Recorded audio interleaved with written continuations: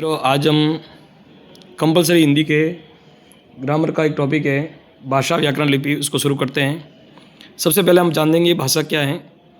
भाषा के माध्यम से हम विचारों को व्यक्त कर सकते हैं, साथ ही दूसरे के विचारों को भी जान पाते हैं।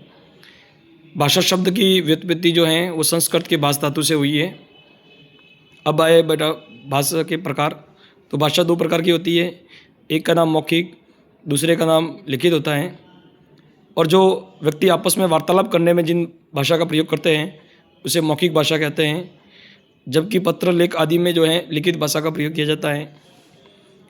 भाषा व बोली में अंतर, यहाँ से बोर्ड में कई बार सवाल आ गया है।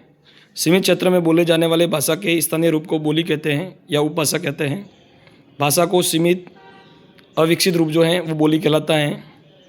भाषा में साहित्य, व्याकरण व शब्दकोश होता है, जबकि बोली में ये सब नहीं होता है। अब कुछ हिंदी की प्रमुख बोलियां हैं, उस बोलियों के बारे में जानेंगे। जैसे अवधी, बघेली, छत्तीसगढ़ी है, ये पूर्वी हिंदी की है।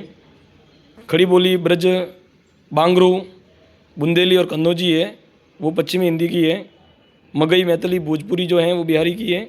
मारवाड़ी, मेवाड़ी, मेवाती, हाड़ौती राजस्थानी है। गढ़वाली, कुमाऊदी और मंडियाली है, वो दोस्तों जो हैं पंजाब, ये पहाड़ी बोलियाँ हैं। सॉरी। भाषा की इकाइयाँ जो हैं वो ध्वनि, वर्ण, शब्द, पद और वाक्य हैं।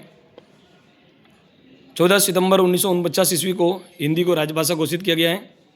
हिंदी खड़ी बोली ने अपने शब्द का भंडार जो है उसका विकास दूसरी बोलियों के से संस्कृत तथा अन्य समकालीन विदेशी भाषाओं के भंडार से किया है।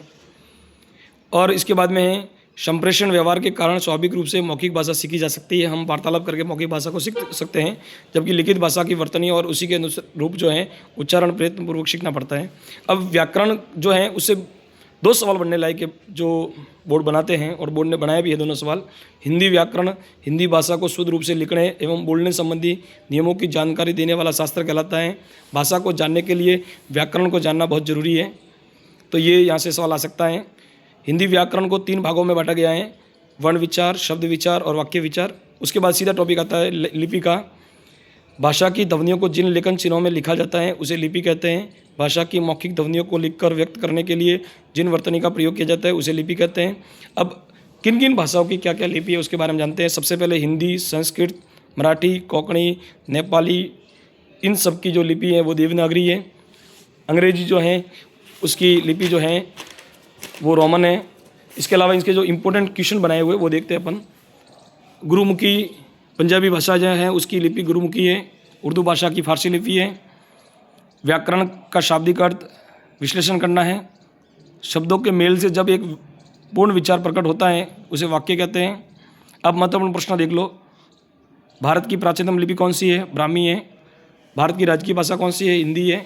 खड़ी बोली का दूसरा नाम क्या है? कौरवी है। अवधी, बघेली, छत्तीसगढ़ी किस भाग की बोली है? पूर्वी भाग की है। भाषा शब्द की व्युत्पत्ति किस धातु से हुई है? भाष धातु से हुई है। खड़ी बोली व ब्रज किस भाग की बोली है? पश्चिमी की बोलियाँ हैं। भाषा के कितने प्रकार है? वैसे मुख्यतः 2 ही प्रकार है, लिखित और मौखिक है। बोलचाल में किस भाषा का प्रयोग किया जाता है? मौखिक का प्रयोग किया जाता है। इसके बाद में उर्दू की लिपि कौन सी है? फारसी है।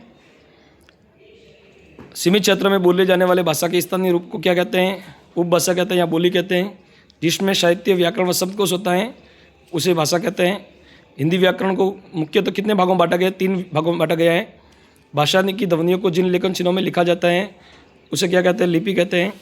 भाषा को शुद्ध रूप से लिखने व बोलने संबंधी नियमों की जानकारी देने वाला शास्त्र जो है उसको व्याकरण कहते हैं। और संस्कृत, मराठी, हिंदी, नेपाली भाषा की लिपि कौन सी है? देवनागरी है। भाषा की सबसे छोटी इकाई जो है वो वर्ण को कहा जाता है। उसके बाद में लास्ट 4 सवाल और रहे हैं। विभक्ति युक्त शब्द जो हैं वो पद कहलाता है। राजकीय कार्यों में प्रयुक्त होने वाली भाषा राजभाषा कहलाती है। और देवनागरी लिपि जो है उसका विकास जो है ब्राह्मी लिपि से हुआ है। जिस भाषा को बालक अपनी माँ से जो है अपने घर पर सीखता है उसे मातृभाषा कहते हैं।